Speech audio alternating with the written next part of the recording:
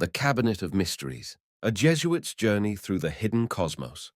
The life and work of the polymath, Athanasius Kircher.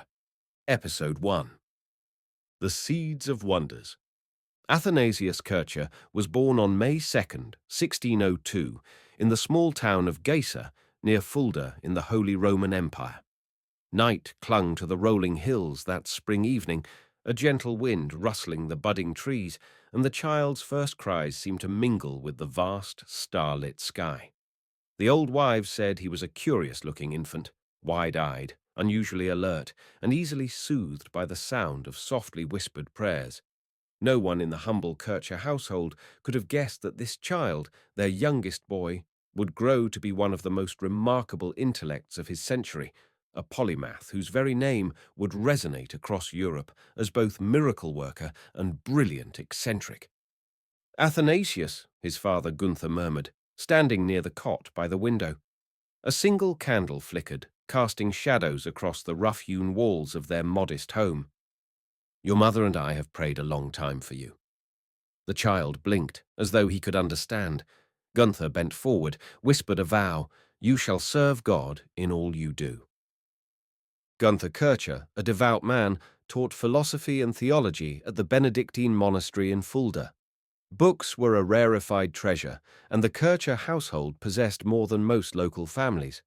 Small though the dwelling was, piles of manuscripts, texts in Latin, and treatises on natural philosophy were neatly stacked in corners and on shelves. It was a world of scholarship. Athanasius grew up with these texts close at hand, and from early childhood the pages of the printed word beckoned him. As soon as he could read, he devoured stories about saints, classical authors, and explorers who ventured across uncharted lands. One winter afternoon, when Athanasius was about 7, he was in a corner of his father's small study. Gunther had stepped away briefly, leaving the boy alone with a worn copy of a Latin text on mathematics. The child's eyes lit up at the diagrams of geometric shapes. Tentatively, Athanasius traced his finger along a perfect circle on the parchment page. He remembered his father's words. "Nothing is made without number, weight, and measure." Something stirred in his soul at that moment, a sense that numbers, geometry, and the secrets of nature were all bound up in the mystery of God's design. When Gunther returned, he found the boy reciting some lines in Latin about the proportions of a triangle. "Athanasius, can you truly understand all that?" Gunther asked, feigning sternness, but he could not hide a certain pride and astonishment. "I think so, father," the child responded eagerly. "I want to understand how God uses numbers to shape the world." Gunther patted his son's hair gently. "In time, my son, in time. You shall learn. But for now," he said, scooping the book from the boy's hands, "it's best these volumes do not steal you from the playground entirely." Yet the father's smile betrayed a delight that ran deep. As Athanasius advanced in age, he also displayed remarkable curiosity. He would wander the pastures, collecting strange rocks and insects, pressing flowers into books to compare their shapes. He marveled at the flight of birds and tried to sketch how their wings caught the wind. He asked endless questions of his father.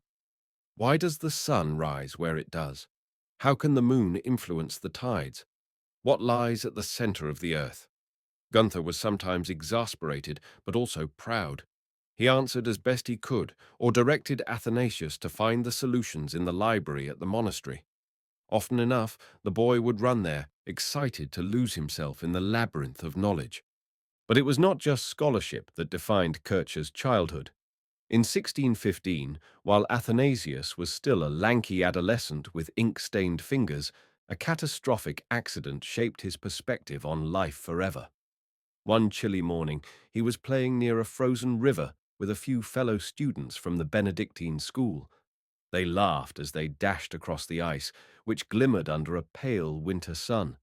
Suddenly, with a resounding crack, the ice collapsed beneath Athanasius's feet.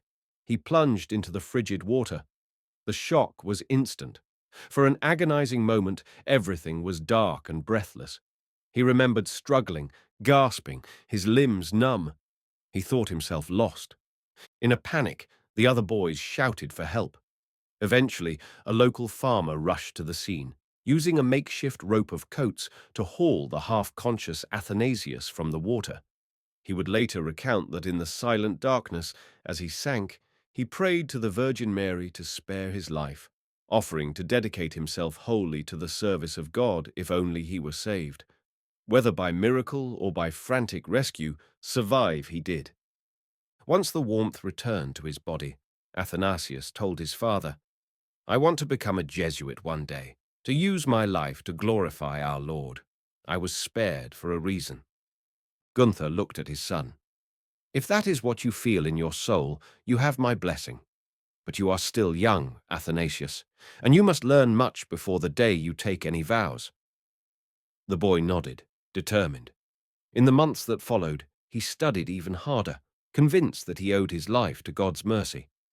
At 15, Athanasius entered the Jesuit school at Paderborn. There, he studied classics, logic, grammar, mathematics, and astronomy, quickly outshining many of his peers. He also deepened his bond with the spiritual exercises of the Society of Jesus, finding resonance in the order's values of discipline, learning, and missionary zeal. For Kircher, faith and knowledge were not separate compartments. They were two wings of the same angelic being. One soared upward toward divine mystery, and the other outstretched to gather the truths of the natural world. One evening, a Jesuit novice named Nicholas approached Kircher outside the stone walls of the college. The two strolled under the quiet glow of lanterns hung on the courtyard walls. "You never pause in your studies, Athanasius," Nicholas teased, looking up at the dormitory windows where a faint golden hue indicated the other students were also bent over books. "Even the novices need rest." Kircher smiled. "There is so much to learn. Languages, mathematics, the secrets of creation. It's as though each branch of knowledge points to hidden corridors that I must explore." Nicholas chuckled. "And rumor has it, you even practice clockmaking at night." Kircher's face lit with excitement. "Yes, clocks are a wonderful demonstration of mechanical art. With gears and levers, one can mimic the regularity of the heavens themselves. Imagine what other machines might be made if we understand the principles well enough." Such enthusiasm sometimes drew affectionate jests from classmates who called him the perpetual motion machine of learning. But Kircher's mentors in the Jesuit order recognized a bright flame in him and were quick to foster his potential. They set him on a rigorous course of studies, ensuring he honed not just knowledge of Scripture, but also classical languages, mathematics, music, and the natural sciences. The seeds had been planted. The faint outlines of the extraordinary man he would become were already visible. A young Jesuit student with an almost insatiable appetite for knowledge, grounded in faith, but constantly testing the boundaries of what was known. Yet Kircher's destiny was forged not only in quiet libraries, but in the tensions that were roiling Europe. The early 17th century was a time of religious and political upheaval. The 30 Years' War would soon explode across the continent, pitting Catholic against Protestant, fracturing states and ravaging the populace with conflicts, disease, and unrest. The Jesuits, as staunch defenders of the Catholic Reformation, stood in the crossfires of these hostilities, and Kircher's path would be shaped by these tumultuous times. One evening, as he thumbed through an account of Copernicus's heliocentric theory in the college library, he overheard two priests discussing the wars in hushed tones. "Paderborn could become unsafe," whispered one. "We must be prepared to relocate our brightest novices if necessary. The war creeps closer each day." Kircher's heart pounded. The reality of war pressed upon him like a storm cloud on the horizon, but he took a quiet breath and recited a prayer. "My God, guide me in your ways, wherever I may be led." Little did he know, this vow would soon lead him on perilous journeys. Still, in those formative years, the seeds of wonder and faith that would define his life were sown. Long nights in candlelit rooms poring over ancient texts, days spent marveling at natural phenomena, and a near-death experience that gave him clarity of purpose. These all distilled into the heart of Athanasius Kircher, forging the inner steel that would allow him to shine brilliantly amid the chaos, confusions, and wonders of the 17th century. Episode 2. The Journeys and the Calling. By the year 1618, the tensions that preluded the 30 Years' War erupted into open conflict. Kircher, then a teenager, studying in the Jesuit seminary in Paderborn, found himself increasingly anxious about the war's encroachment. When the armies came dangerously close, the Jesuit superiors decided that students whose skills were invaluable or whose safety could not be assured should be moved elsewhere. It was a time of frantic departures and hushed corridors, with novices whispering prayers for peace. One cold dawn, a Jesuit instructor named Father Vogel entered the cramped dormitory and roused Kircher from restless sleep. "Athanasius," said Vogel, lantern in hand, the flame illuminating a line of worry in the older man's eyes. "Pack your essentials. We leave at once for Cologne." Kircher jumped from the straw bed, startled. "At once? Father, is the war so near?" Father Vogel nodded gravely. "We've received warnings that troops may march through. We must ensure the continuity of your studies and your safety. Come, hurry." Kircher hesitated only a moment. He swiftly gathered a small trunk of books, a few letters from home, and a warm cloak. They set off, leaving Paderborn's stone walls behind as dawn's first light glimmered upon them. The roads were muddy, the journey difficult. Refugees from nearby villages clogged the route, their faces gaunt with fear and uncertainty. Kircher's heart ached for them. As the small Jesuit company traveled, they offered prayers and what little comfort they could. One rainy evening, they sought shelter in a dilapidated farmhouse. A widow crouched by the cold hearth, her children shivering. Kircher knelt next to her, murmuring words of solace. "Have faith, sister. Even in darkness, there is a guiding light." Her eyes brimmed with tears. "We have lost everything. My husband is gone to war. My home is all but destroyed." Kircher placed a gentle hand on her shoulder. "I will pray for you, and help if I can."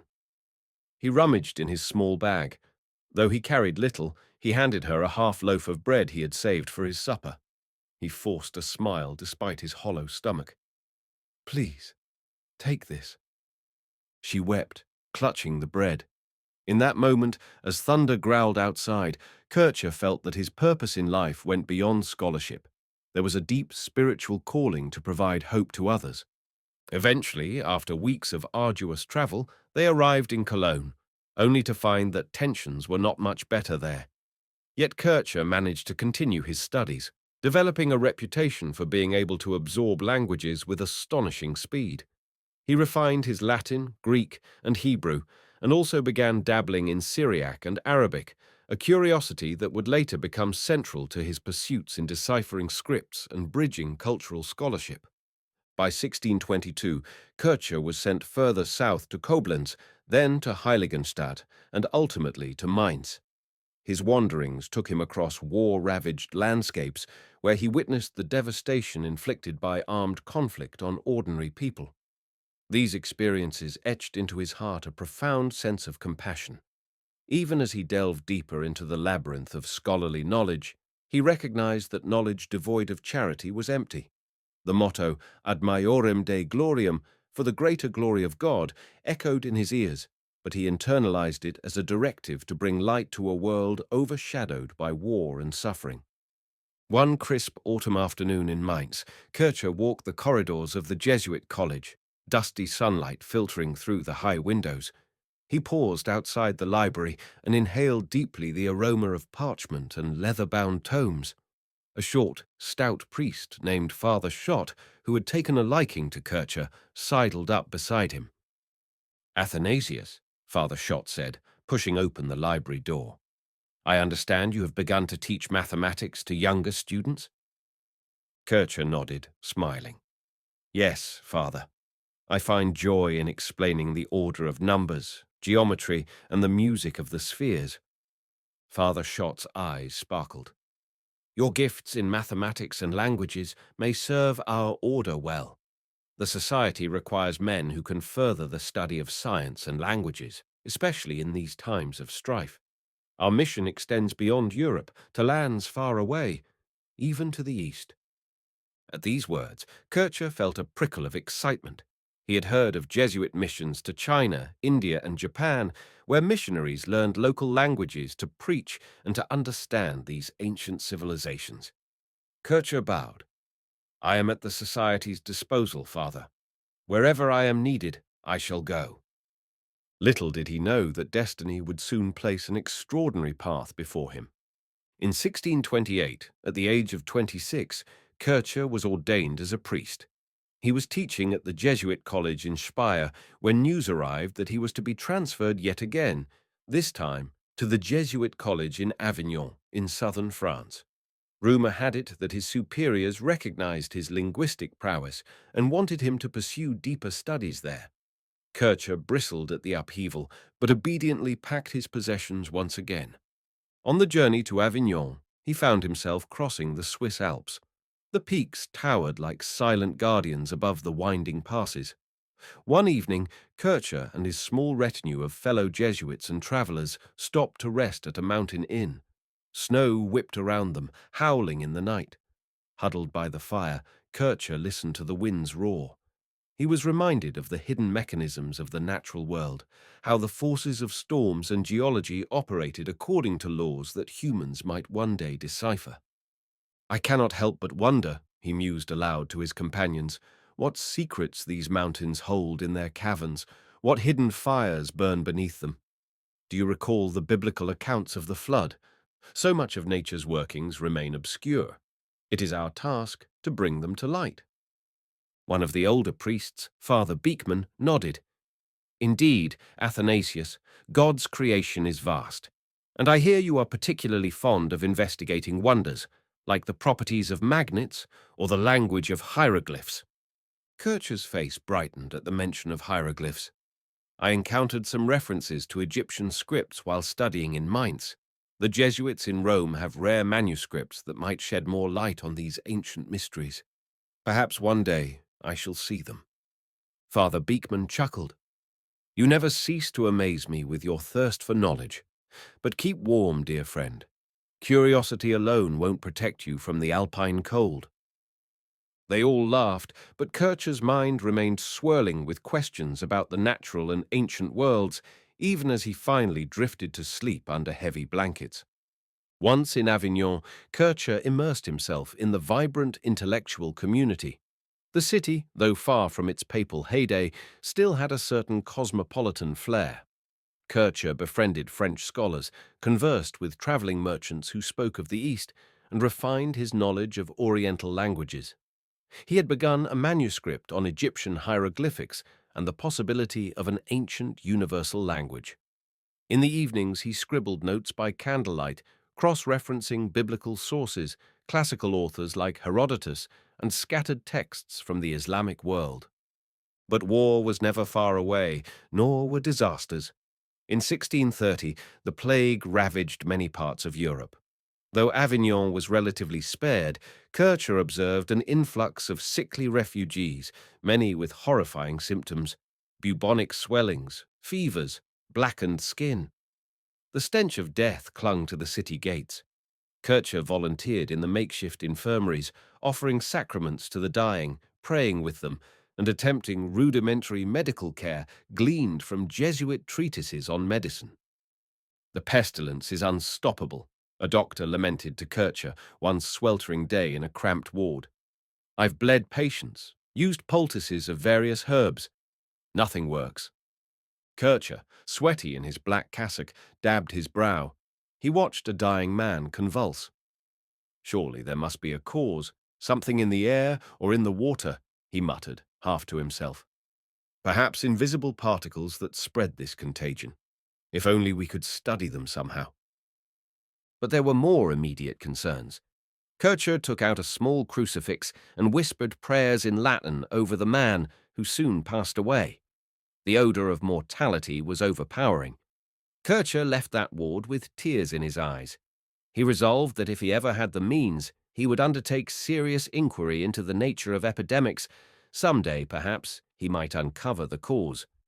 In 1631, just as Kircher was settling into a life of scholarship and occasional teaching in Avignon, an unexpected summons arrived from Rome. A letter bearing the official Jesuit seal commanded him to proceed to the Eternal City to assist in linguistic and scholarly pursuits. Kircher's pulse quickened as he read the missive. Rome, the heart of Christendom, a beacon of art, science, theology, and the seat of the Society's power. It was said that in the Collegio Romano, the Jesuits had assembled one of the largest libraries in the world. Surviving manuscripts from ancient times beckoned, a treasure trove of knowledge for a mind like Kircher's. Yet, as fate would have it, Kircher never made it to Rome directly. While traveling, he paused in Florence. There, under the patronage of the Medici, the city's intellectual fervor entranced him. Walking the corridors of the Uffizi, gazing upon the relics and paintings, Kircher felt the pull of the Renaissance heritage, as though the spirits of Galileo, Michelangelo, and Dante were at his shoulder, whispering to him.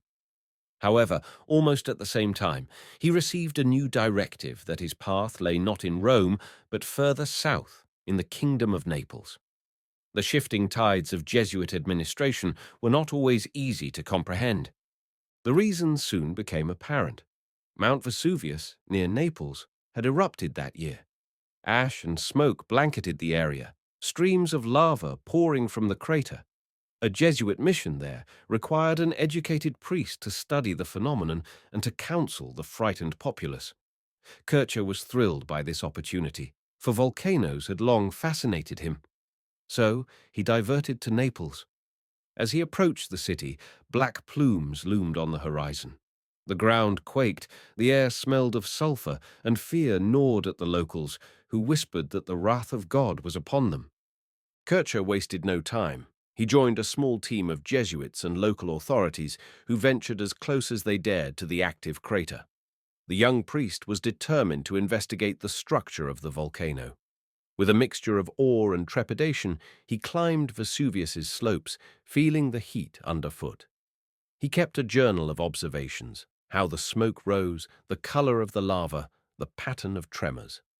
On one particularly bold excursion, Kircher and a local guide, Giuseppe, even tried to peer into the crater. "Signore Padre!" Giuseppe cried, sweat streaming down his face. "This is madness! The ground shakes beneath us! The fires could consume us!" Kircher, equally drenched and short of breath, pulled out a small compass from his satchel. "Just a moment more. I must see how the magnetic needle behaves near the vent, if the volcanic materials have an effect. Perhaps the molten rock is connected to the Earth's magnetism." Through stinging eyes, braving the noxious fumes, Kircher observed the needle's frantic wavering. He scribbled notes in the margin of his notebook, stunned by the chaotic interplay of the forces at work. Suddenly, an explosion from the crater's depths rattled the mountain. Streams of molten rock hissed and spat. Giuseppe grabbed Kircher's sleeve. "Now, Father, we must go." They descended hastily, pumice stones clattering around them. Reaching relative safety at the base of the mountain, Kircher paused, leaning against a rock, panting. A wild exhilaration coursed through him. "Mundus subterraneus," he muttered to himself. "The hidden world within the earth, so full of mystery and power." Giuseppe only shook his head, crossing himself. "You have the courage of 10 men, Signore Padre.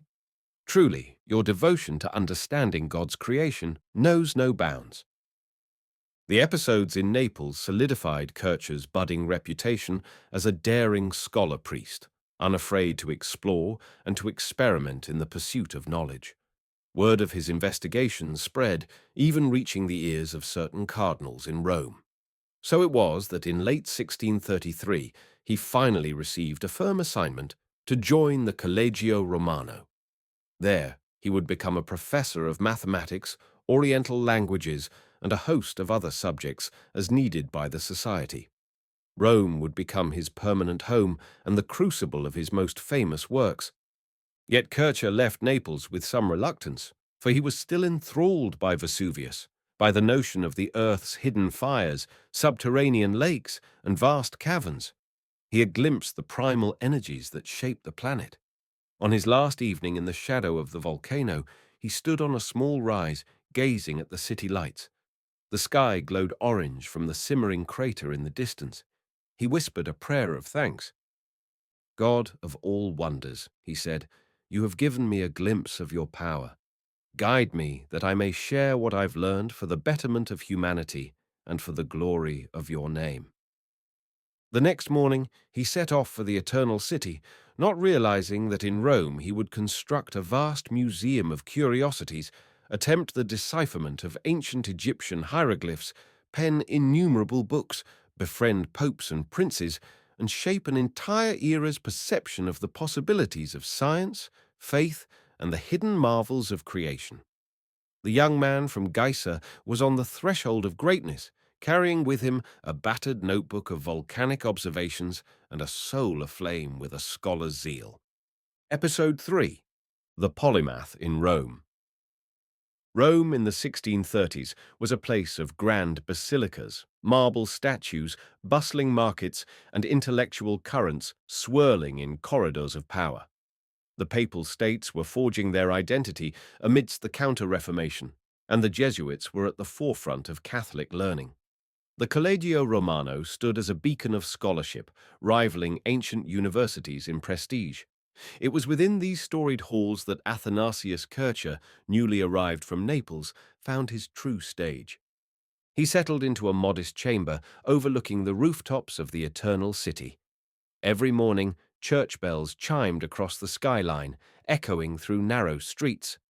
Kircher would rise at dawn, celebrate Mass, and then proceed to his lecture hall, a flurry of manuscripts tucked under his arm. Dressed in the black cassock of a Jesuit, his kindly yet intense eyes peered out from a face that had been prematurely aged by the hardships of travel, plague ministries, and Vesuvius's sulfuric fumes. On his first day of teaching mathematics at the Collegio, a group of young Jesuit novices gathered timidly, expecting a standard lecture. But Kircher's approach proved surprising. Standing at the front of the room, he drew a geometric figure on the board. "Circles, triangles, lines. These are not mere abstractions," he intoned with quiet excitement. "They echo the harmony of creation itself, the rhythms of music, the orbits of celestial bodies, the structure of plants, all can be understood through the lens of geometry." One novice raised his hand. "Father Kircher, is it truly our mission to study geometry in such depth? We are training in theology." Kircher's eyes sparkled. "Indeed, theology is our highest pursuit, but mathematics and science illuminate the magnificence of God's handiwork. To study them is to draw closer to his design. Let us not separate what God has joined." A hum of interest coursed through the room. Kircher's passion was infectious, and students soon flocked to his classes, enthralled not only by his knowledge, but by the vibrant, almost theatrical way he conveyed it. Within months of his arrival, Kircher's reputation soared. Word reached the higher echelons of the church that this German Jesuit not only taught mathematics, but spoke a dizzying array of languages, had studied magnetism, delved into Oriental manuscripts, and had risked his life to investigate volcanoes. Cardinal Francesco Barberini, nephew to Pope Urban VIII, took a keen interest in him. One afternoon, Kircher received a summons to Barberini's private library. Nervous, Kircher entered the plush setting, lined with dark wood shelves crammed with rare tomes. Cardinal Barberini, an imposing figure in crimson robes, greeted him warmly. "Father Kircher, I have heard remarkable things about you," he said, gesturing for Kircher to sit. "You have a gift for uncovering the mysteries of the natural world, and for languages, I am told." Kircher bowed his head in humility. "I do my humble best, Your Eminence, always in service to God and the Holy See." Barberini leaned forward, an eager gleam in his eye. "I have acquired an ancient Coptic manuscript from Egypt. The script eludes most scholars here. Perhaps you can shed light on it." Kircher's heart leapt. He had studied Coptic texts in Avignon and was enthralled by anything relating to early Christian traditions in Egypt. "I would be honored, Your Eminence." Barberini smiled. Excellent. I shall have it delivered to your chambers. Our scholars would be most grateful for any translations or insights you can provide. This was the first step into Kircher's lifelong involvement with Egyptian studies. Coptic, he believed, was the closest living relative to the ancient Egyptian language, and by studying it, he might unlock the enigmas of hieroglyphs, a pursuit that had long captured the European imagination since the Renaissance's rediscovery of Egyptian artifacts. Kircher set about translating the manuscript with zeal. By night, candles flickered in his modest room, casting shadows on piles of notes and dictionaries. He cross-referenced Greek texts and older Christian documents, comparing them to the Coptic script. The path was slow and uncertain, but he felt a sense of destiny tugging at him. Meanwhile, his energies overflowed into other areas. At the Collegio Romano, Kircher began assembling a cabinet of curiosities. He gathered fossils, ancient coins, mechanical devices, exotic plants, stuffed animals, and even a few living creatures that he'd managed to procure from traveling merchants: turtles, birds, lizards. This soon grew into what became known as the Museo Kircheriano, or Kircher's Museum. It was the talk of Rome. Cardinals, aristocrats, and foreign dignitaries came to marvel at the oddities on display. Kircher would personally guide them through cramped rooms and corridors lined with cases, regaling them with speculative explanations that wove scripture, classical philosophy, and the latest scientific theories into a single tapestry. In one corner, a large magnet was mounted on a wooden base. Kircher demonstrated how it attracted small iron figures shaped like knights and horses. "Behold the invisible force," he would exclaim, brandishing the magnet. A manifestation of nature's secret sympathies, perhaps akin to the attraction of the soul to divine grace. Some visitors looked on in rapt wonder, others chuckled at the poetic comparison. Yet no one left unmoved by Kircher's theatrical flair. Amid these exploits, Kircher found a friend in Giovanni Battista, a fellow Jesuit who taught music theory. The two often discussed the intersections of mathematics, music, and theology. One balmy summer evening, they walked in the courtyard of the Collegio Romano. Giovanni pointed to the night sky. "Do you see how the stars form patterns, Athanasius?" The Pythagoreans believed in the music of the spheres. Kircher nodded, hands clasped behind his back. "Yes, and in that harmony we find the blueprint for musical composition. I'm working on a treatise about it. Imagine that we could design an instrument that translates planetary motions into sound." Giovanni laughed. "That would be quite an invention, and let us not forget how the ancients believed that certain musical modes could heal the soul or even affect physical health." Kircher smiled. "Indeed, music wields great power. One day I shall write an entire work on music and mathematics, bridging the mystical and the mechanical." This dream would culminate in his later work, Musica Universalis, a landmark text that explored a dizzying range of subjects from acoustics to the construction of musical instruments and the theology of music. But not everything was wonder and discovery. The complexities of life in Rome included papal politics, church rivalries, and the watchful eyes of the Inquisition.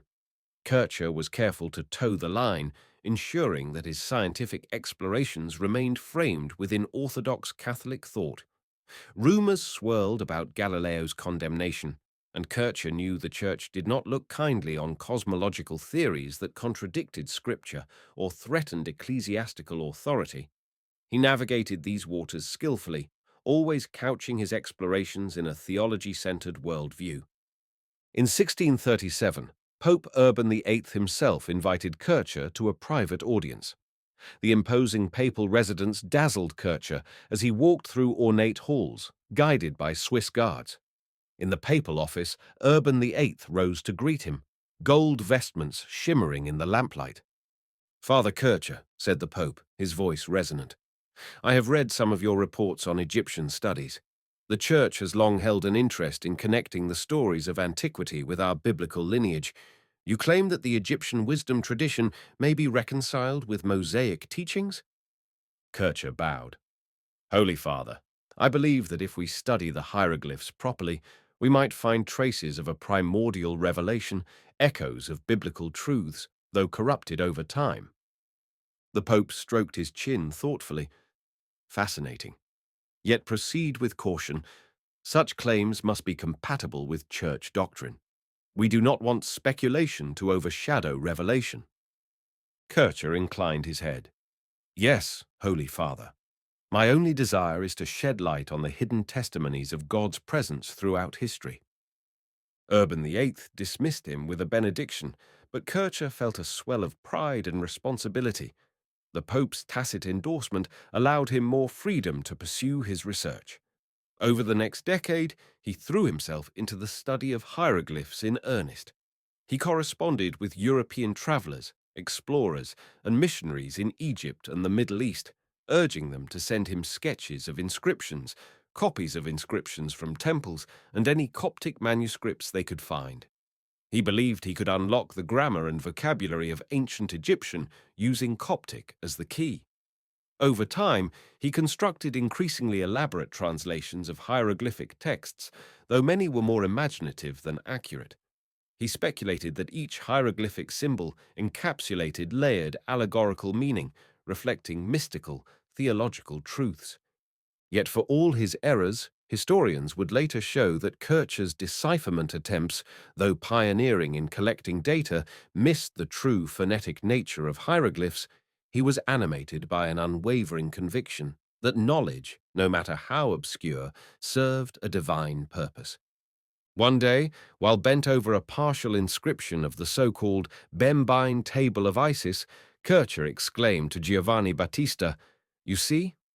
This symbol of the sun, accompanied by the image of a scarab, must signify rebirth in the cosmic sense, thus paralleling Christian resurrection." Giovanni blinked, uncertain. "Is that truly the correct translation?"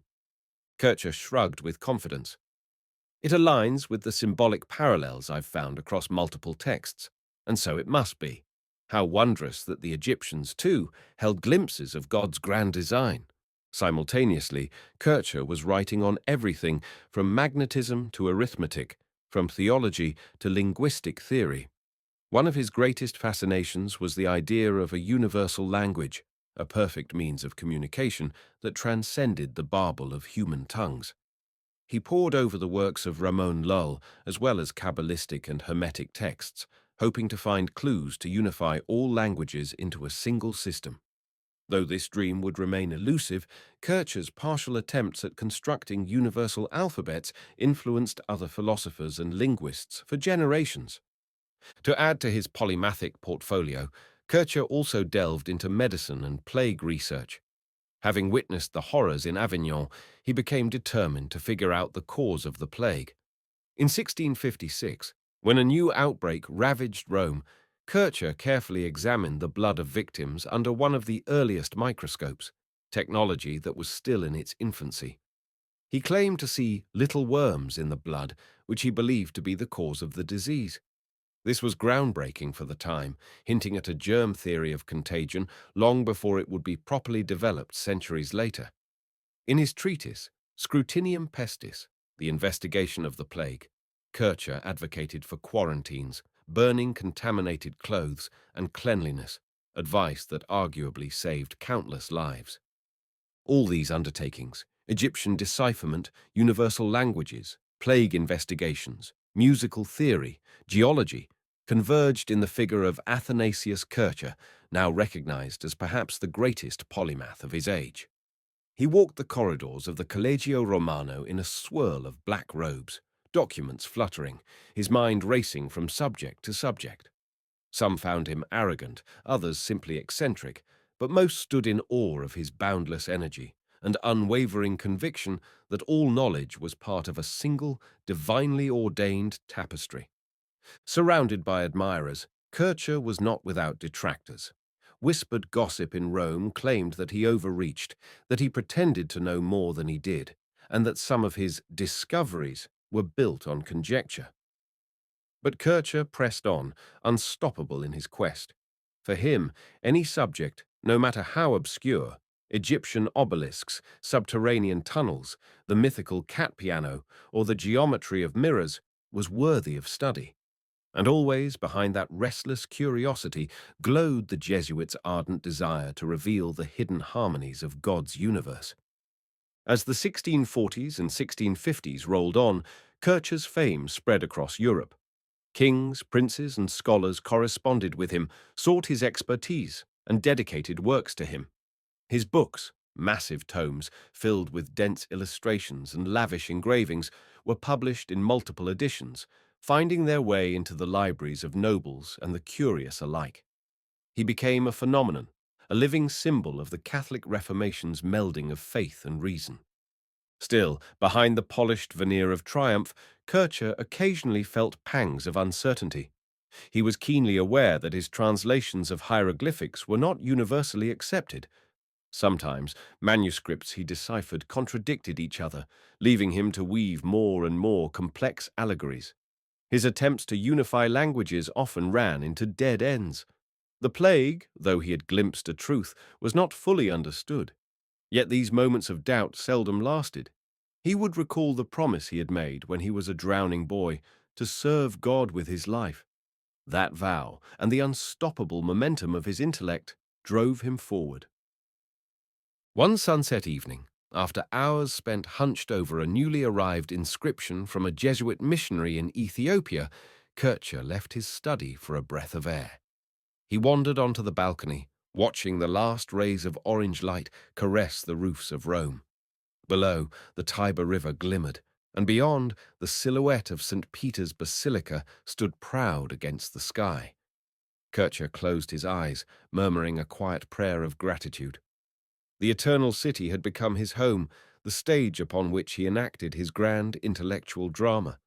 He could not have known how history would judge his works in the centuries to come, but in that serene moment he felt certain that he was fulfilling a divine purpose, and that was enough to keep the fires of his polymathic spirit burning bright. Episode 4. Controversies and Legacies. As the decades wore on, Athanasius Kircher's name became both revered and contested. His prolific writing continued unabated. Treatises on China, hieroglyphs, magnetism, music, astronomy, geology, and theology rolled off the presses in lavishly illustrated folios. Patrons, particularly from the papal court, supported his endeavors, drawn by his flair, his convictions, and the exotic wonders he displayed. But beneath the surface, tensions brewed. Not everyone in the Jesuit order appreciated Kircher's seemingly boundless projects. Some suspected him of vanity, of trying to become a modern-day Leonardo da Vinci without sufficient caution or humility. Others simply doubted the validity of his wild theories. A fellow Jesuit, Father Martini, privately confided to a colleague, "Kircher is brilliant, no doubt, but he sees hidden connections everywhere, even where they may not exist. He conjures entire systems from a single clue. I fear he may confuse the faithful." However, Kircher's circle of admirers remained robust. The Museo Kircheriano was a magnet for visitors, many leaving dazzled by mechanical wonders Kircher invented or curated. One device he proudly displayed was the speaking statue, an automaton rigged with tubes that carried a person's voice from a hidden chamber to the statue's mouth, making it seem as though the statue spoke on its own. Children shrieked with astonishment. Dignitaries applauded. Kircher beamed with satisfaction at each demonstration. "Imagine," he explained to a group of onlookers, "that in ancient times such devices could have been used in temples to convey oracular pronouncements. People would attribute them to the gods." One visitor, a French noble, asked, "Then it was all trickery?" Kircher shrugged. "Not necessarily trickery. Perhaps a blending of art and faith, but it shows how easily illusions can influence belief." This perspective, his readiness to show how reason and natural philosophy explained many phenomena once attributed to magic, endeared him to certain progressives in the church, but made some conservatives wary. Still, Kircher's protective alliances with influential cardinals and even successive popes shielded him from significant censure. One of Kircher's greatest ambitions was to erect a massive obelisk in the Piazza Navona, covered in hieroglyphic symbols that he believed he had deciphered. Pope Innocent X agreed to sponsor the project in honor of his family, placing it atop Bernini's Fountain of the Four Rivers. Kircher provided the inscriptions, which he claimed represented profound Christian Egyptian allegories. Yet to modern eyes, the symbols were mostly guesswork, a potpourri of shapes intended to convey biblical truths. At the obelisk's unveiling, Kircher stood proudly, his breath stolen by the magnificence of the Roman piazza and Bernini's masterpiece. "It is the union of ancient wisdom and Christian revelation," he declared to onlookers. "Egypt's mysteries bow to the new covenant in Christ." Most in attendance cheered, though a few scholars quietly questioned the authenticity of Kircher's hieroglyphic translations. Nonetheless, the spectacle was a triumph, cementing Kircher's status as Rome's resident Egyptological authority. Controversy also attended Kircher's attempts to mediate theological debates. When Jesuit missionaries in China reported conflicts over how to conduct liturgies in the local language and incorporate Confucian rites, Kircher weighed in. He had studied Chinese culture from afar and wrote China Monumentis, describing the Middle Kingdom's geography, language, script, and beliefs. Though never traveling there himself, he gleaned information from letters and artifacts sent by his Jesuit brethren. He proposed that Confucianism contained elements of ancient monotheism, linking it to biblical traditions. Some Jesuits in China felt his interpretations were too generalized, though they appreciated his support of cultural accommodation. Others in Rome worried he was too lenient, risking doctrinal purity. Kircher navigated these waters with caution, always emphasizing that all truth had its source in the Christian God, and that missionary strategy might allow limited adaptation of local customs. Likewise, Kircher's Oedipus Egyptiacus, a massive 3-volume work on Egyptian lore, magic, and symbolism, triggered both admiration and derision.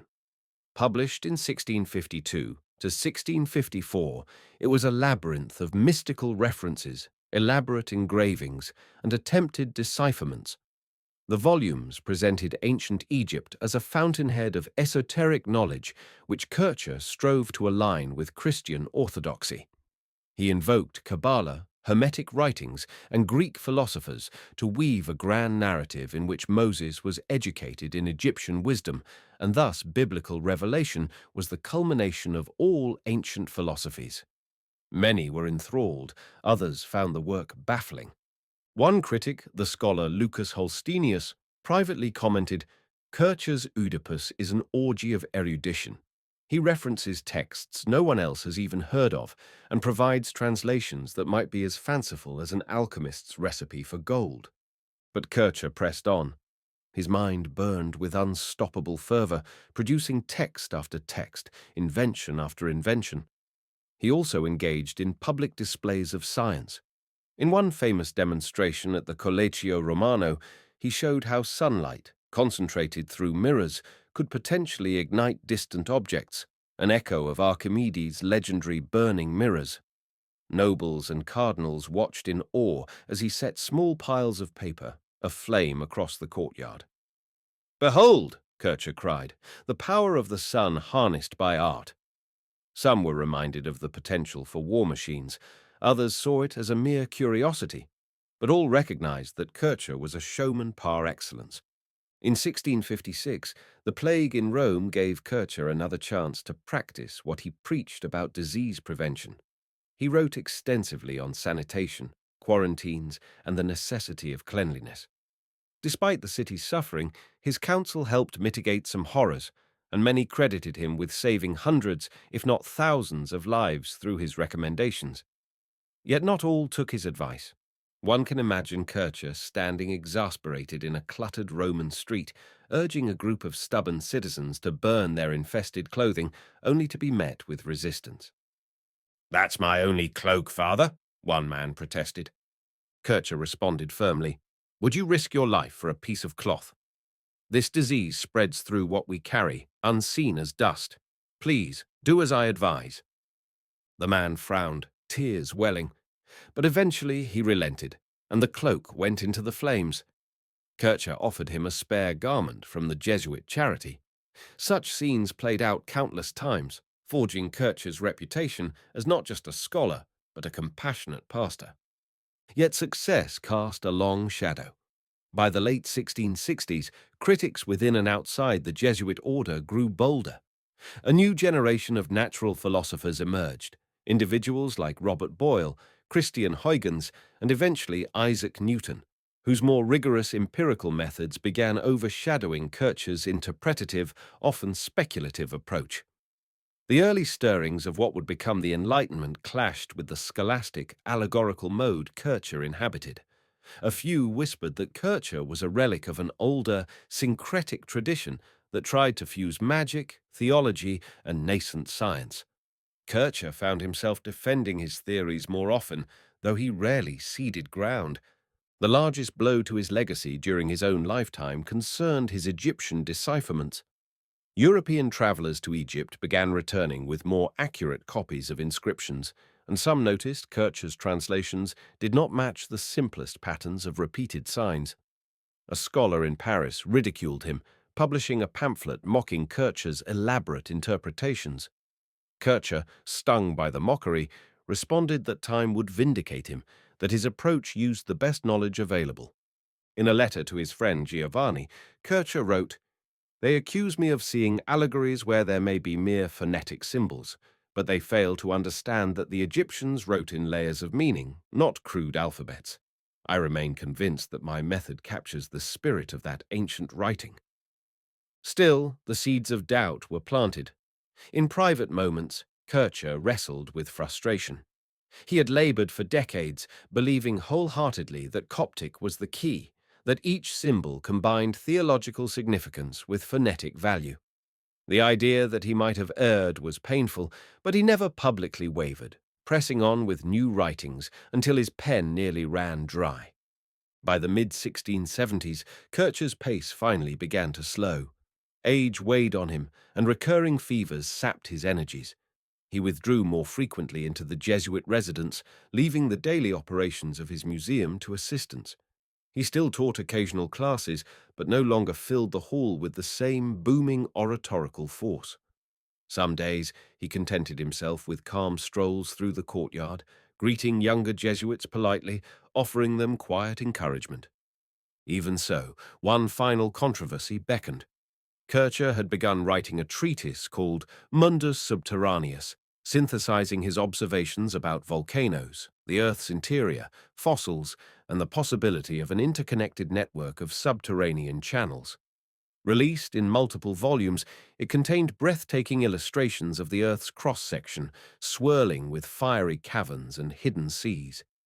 Many hailed it as a bold attempt at a unified geology, others ridiculed it, pointing out that some references were mere legend, such as tunnels that connected volcanoes across continents. Kircher remained unperturbed, enthralled by the grandeur of the idea. The Earth as a living organism, with circulatory systems of fire and water. In his final years, Kircher's office became a microcosm of his entire existence. Piles of manuscripts, sketches of hieroglyphs, mechanical contraptions in various states of assembly, and exotic objects from distant lands. Visitors who came found him in a reflective mood, yet still brimming with wonder. A young Jesuit, Father Leopold, once saw the clutter and asked politely, "Shall I help organize these, Father Kircher?" Kircher, now grey-haired and with a voice softened by age, shook his head gently. "I appreciate the offer, my son, but I know where each item belongs. They are old friends, each with a story that points to the glory of God's creation." Father Leopold nodded respectfully, though he privately marveled at how the old man could still navigate such a labyrinth of knowledge. One spring day in 1678, Kircher visited the nearly completed new display room of his museum. Looking around at the wonders, fossils from Malta, stuffed crocodiles from the Nile, intricate clockwork devices, he sighed, content.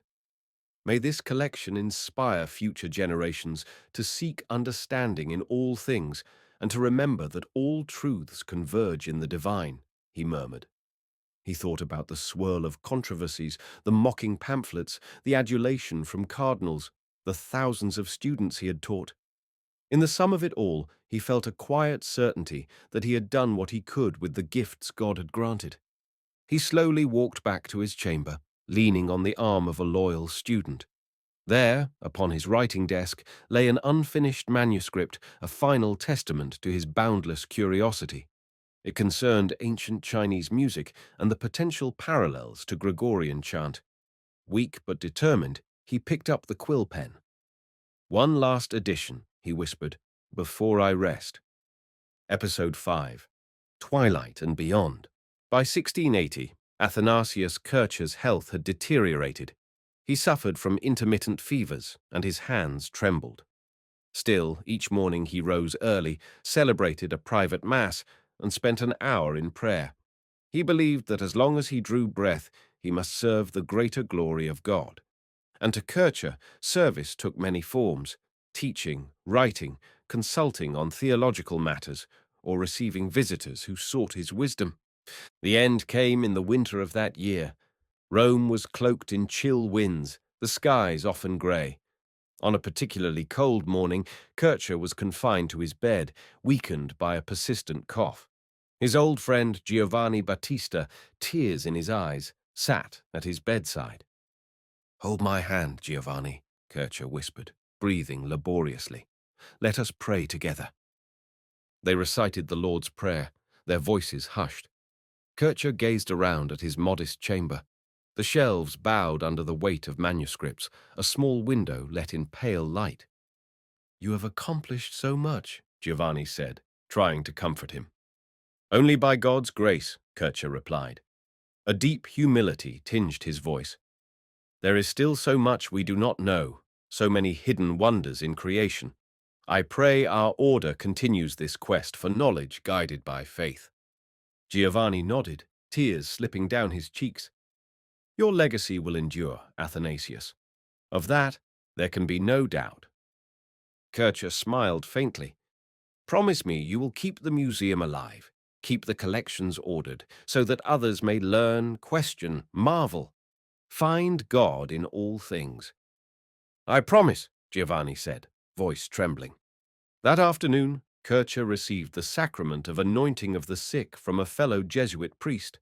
He died quietly, his lips forming the name of the Virgin Mary, a final echo of the vow he had made as a drowning boy so many decades before. News of his passing spread swiftly through Rome. Cardinals, scholars, students, and members of the laity alike mourned. A funeral mass was held at the Church of the Jesuit, the aisles filled with a cross-section of Roman society: noblemen who had once sponsored his works, poor parishioners who remembered him from plague wards, and Jesuits from across Europe, some of whom traveled great distances to pay respects. Eulogies praised his contributions to knowledge, his compassion for the sick, his unwavering faith. A few quiet voices might have added that some of his theories were questionable, but in the solemn hush of mourning, respect for the departed overshadowed controversies. Kircher's personal effects, including a vast correspondence with scholars around the globe and the entirety of his museum, were entrusted to the Jesuit order. They vowed to preserve them. For a while, the Museo Kircheriano continued to function, though it gradually diminished in prominence as new scientific methods came to the fore. The 18th century ushered in the Age of Enlightenment, and Kircher's syncretic, allegorical approach fell out of favor. Philosophers championed reason and empiricism, leaving less room for Kircher's mystical leaps and elaborate symbolic systems. In the 19th century, Jean-François Champollion finally deciphered Egyptian hieroglyphs accurately, showing they were phonetic in nature rather than purely allegorical. Kircher's translations were largely discredited. Scholars marveled at his prodigious efforts, but found much of his work flawed by assumptions and a lack of consistent methodology. Likewise, the advanced geological and biological sciences that emerged in subsequent centuries invalidated many of Kircher's cosmic theories. Historians and scientists relegated him to a curiosity of the Baroque age, a testament to both the creativity and the limitations of 17th century scholarship. And yet, Kircher was never entirely forgotten. His name lingered in footnotes of encyclopedias, in the dusty corners of Jesuit libraries, in the annals of early modern science. Some recognized him as a pioneer in fields like comparative religion and linguistics. Others saw in him a proto-archaeologist, one of the first Europeans to systematically gather information about Egypt's antiquities. His plague research marked an important, if rudimentary, step toward germ theory. His musical treatises included novel insights into acoustics and instrument design. His experimentations with magnetism opened doors for later investigators. Perhaps most enduringly, his all-encompassing approach to knowledge stood as a beacon of intellectual curiosity, an unwavering confidence that the world could be explained through systematic study and that such study was a form of worship. In the 20th century, a revival of interest in Kircher took shape among historians of science and esotericism. They rediscovered his illustrated tomes, brimming with surreal engravings of cosmic machinery, fantastic beasts, and allegorical diagrams. Kircher's Mundus Subterraneus was recognized as an early attempt to unify geology, volcanology, and hydrology. His works on China, though riddled with inaccuracies, pioneered cross-cultural studies. In an age that championed interdisciplinary knowledge, Kircher's polymath spirit found renewed appreciation. Though he may have erred often, he erred magnificently, with a creative boldness that captured the imagination. In our own era, Kircher stands as both a cautionary tale and an inspiration, a cautionary tale against unfettered speculation without rigorous testing, yet an inspiration for those who refuse to be confined by strict disciplinary boundaries. He reminds us that the pursuit of knowledge can be an act of devotion, that wonder is a vital force in discovery, and that every scrap of the world's mysteries, whether an Egyptian hieroglyph, a hidden volcano, a musical chord, or a plague bacillus, deserves our careful attention. In the twilight of the Baroque, as Kircher's personal star faded into the dawn of modernity, his story carried on. He was buried in the Church of the Jesuit, the heart of the Jesuit order in Rome, near the remains of St. Ignatius Loyola. Occasionally, pilgrims and scholars paused by his modest tomb, remembering the man who sought to read the language of angels in Egyptian glyphs, who believed volcanoes whispered secrets of the underworld, who used mechanical gadgets to mesmerize popes and peasants alike. If one were to write an epitaph for Athanasius Kircher, perhaps it would read, "In omnia quae deum, in all things seek God." That was the guiding light of his life, shining through every page he wrote, every specimen he collected, every student he taught, and every spectacular demonstration he performed. Even if his decipherments were flawed, his heart, ablaze with holy curiosity, never failed to seek the divine imprint in creation's every nook and cranny. We are left with a kaleidoscopic legacy, part science, part magic, part theology, part stage performance. He was both revered and ridiculed, a man whose footprints ran through the shifting sands of the 17th century, leaving a trail of wonders behind. In his time, and perhaps more so in ours, Athanasius Kircher stands as a testament to the boundless potential and inherent hazards of human curiosity. He lived and died in an age that bridged medieval scholasticism and the dawn of the Enlightenment. He stretched his mind to the heavens and into the bowels of the earth, always searching for the hidden symphony that bound all things together. The final moments of his life, as he slipped from this world, were spent in quiet prayer, but his mind must have swirled with the kaleidoscope of images and ideas that marked his journey. The echo of Latin chants in Paderborn, the shriek of the wind atop Vesuvius, the hush of plague wards in Avignon, the grandeur of Rome's piazzas, the hush of library corridors, the swirl of Egyptian hieroglyphs in his manuscripts, the hum of magnets, the whispered tales of far-off China. All of it coalesced into a prayerful offering, the last breath of a man who had, in every sense, tried to explore God's infinite tapestry. Thus ended the life of Athanasius Kircher, Jesuit, polymath, showman, visionary, and, in many ways, a harbinger of the complexities that would define modern science and humanities. And though centuries have passed, the echoes of his footsteps still resound in the grand corridors of human knowledge, challenging us to marvel, to doubt, to believe, and to continue the unending quest for truth.